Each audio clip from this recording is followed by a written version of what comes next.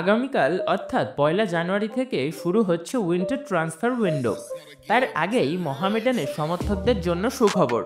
মোহামেডান সই করাতে চলেছে 3 জন ভারতীয় প্লেয়ারকে।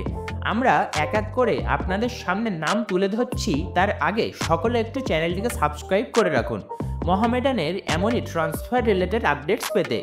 প্রথমে যে নামটি বেরিয়ে আসছে সেটি হলো ইস্ট বেঙ্গলের ভারতীয় ডিফেন্ডার গুসমিরাজ সিং গিল।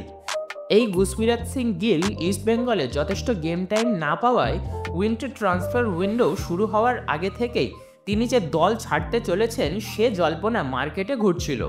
অবশেষে সেই জল্পনা সত্যি হতে পারে, কারণ মোহামেডান গুসমিরাজ সিং গিলের সঙ্গে কথাবার্তা চালাচ্ছে। এরপর যে প্লেয়ারটি সেটি হলো জামশেদপুর এফসির ভারতীয় ফরওয়ার্ড মানভীর সিং। তো এই মানভীর সিং এর সাথেও কথাবার্তা চালাচ্ছে মোহামেডান, কারণ তাদের স্কোয়াডে কোনো ভারতীয় স্ট্রাইকার এই মুহূর্তে নেই। তাই তারা একজন ভারতীয় সেন্টার ফরওয়ার্ডের খোঁজ চালাচ্ছিল এবং তাদের লিস্টে এই মানভীর সিং এর নাম আছে। এরপর যে নামটি উঠে আসছে সেটি হলো চেন্নাই এফসির ভারতীয় ডিফেন্সিভ মিডফিল্ডার জিতেশ্বর সিং।